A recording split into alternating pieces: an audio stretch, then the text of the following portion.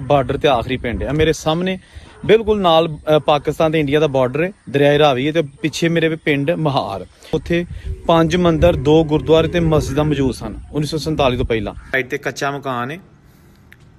ਇਹ ਜਨਾਬ ਇੱਥੇ ਇੱਕ ਬਾਬਾ ਜੀ ਨੇ ਮੋਚੀ ਨੇ, ਉਹਨਾਂ ਦਾ ਇਹ ਦੁਕਾਨ ਸਮਝ ਲਓ ਜਾਂ ਜੋ ਵੀ, ਇਹ ਜਿਹੜਾ ਇਹ ਅੱਜ ਵੀ ਕੱਚਾ ਆਪਣੀ ਅਸਲੀ ਹਾਲਤ 'ਚ ਮੌਜੂਦ, ਠੀਕ ਹੈ ਨਾ। ਤੇ ਅੱਗੇ ਮੈਂ ਤੁਹਾਨੂੰ ਪਹਿਲਾਂ ਬਾਹਰੋਂ ਦਿਖਾਦਾ ਮੰਦਿਰ। ਇਹ ਇੱਕ ਹਵੇਲੀ ਹੈਗੀ ਹੈ, ਜਿਹੜੀ ਹਵੇਲੀ ਹੈ ਨਾ ਇਹਦੇ ਕੋਲ ਬੈਕ ਸਾਈਡ ਤੋਂ ਮੰਦਿਰ ਨਜ਼ਰ ਆਉਂਦੇ ਨੇ। ਇਸ ਤੋਂ ਬਾਅਦ ਫਿਰ ਮੰਦਿਰਾਂ ਦੇ ਅੰਦਰ ਜਾਵਾਂਗੇ ਔਰ ਤੁਸੀਂ ਪਹਿਚਾਨਣੇ ਨੇ ਕਿ ਮੰਦਿਰ ਕਿਹੜੇ ਹੈਗੇ ਨੇ, ਠੀਕ ਹੈ ਨਾ।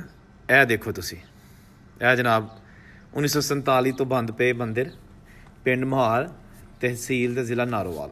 1947 ਤੋਂ ਪਹਿਲਾਂ ਇਹ ਜ਼ਿਲ੍ਹਾ ਸਿਆਲਕੋਟ ਸੀ। ਤੇ ਇਸ ਪਿੰਡ ਕਿੰਨੇ ਗੁਰਦੁਆਰੇ ਸਨ? ਗੁਰਦੁਆਰੇ 2 ਤੇ ਮੰਦਿਰ 4 ਤੇ ਮਸਜਿਦ 1